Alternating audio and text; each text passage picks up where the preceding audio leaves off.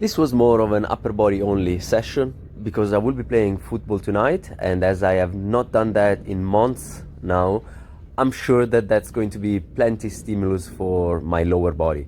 And because I am all about being sustainable in this endeavor of working out daily in a full body fashion, I think that it's a smart decision to just do something for the upper body and leave the lower body for the athletic endeavor in the evening.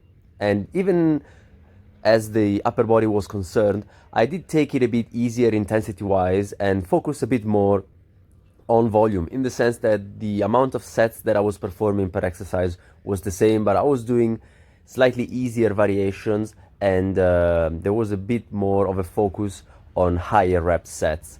So the pulling movement that I used was inverted rows on rings. This is a very good exercise that allows me to get into a full retraction that doesn't really cause any pain in my rotator cuff, and I was really taking that to high repetitions. The first set was to 15, this one was to 12, and I was supersetting that straight away with a pushing variation, which is kind of a hybrid between a ring push-up and a ring dip. So the rings are quite high, and the mechanics of the movement itself is basically just a regression of what a ring push-up would be.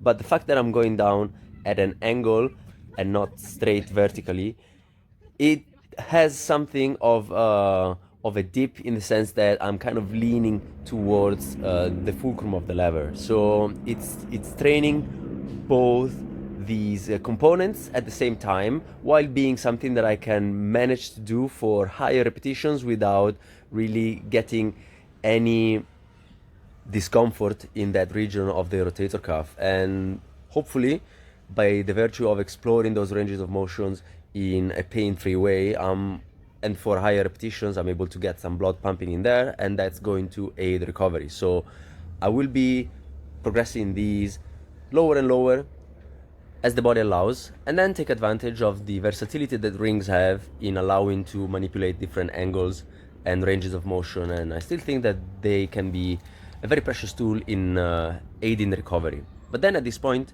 my shoulders were warm and I wanted to get something a bit higher in intensity. So I got to a wall, in this case a tree, and I was doing 2 sets of 3 reps of negatives for handstand push-ups, or what would be a handstand push-up.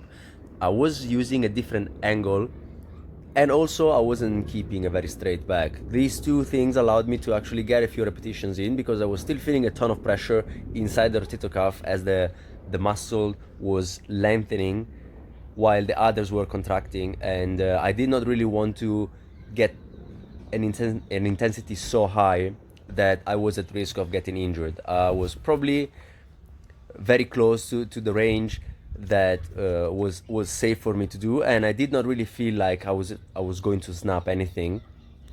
So I will see how I feel over the next days or so. If I feel like there is pain, I will be scaling that down for sure. There's no reason for me to get pig-headed just for the sake of doing something that I think is cool.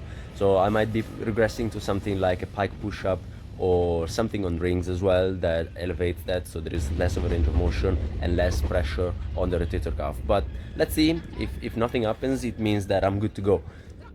And because this exercise was very taxing and very high intensity for very low reps, I decided to pair that with something that was not as taxing and for high repetitions, and that worked the elbow as well. So I got some creative ring bicep curls and finished it off with a couple of repetitions for, again, these handstands into tucks. I'm pretty sure that higher volume is the way to go to improving these, but if I can manipulate that through frequency in a way that does not really put too much pressure and strain on the wrists especially, I might be able to be doing these every day for a few reps. In here I was able to do 1 full rep, and at that point I knew that I could not do anything better, and that was time to go.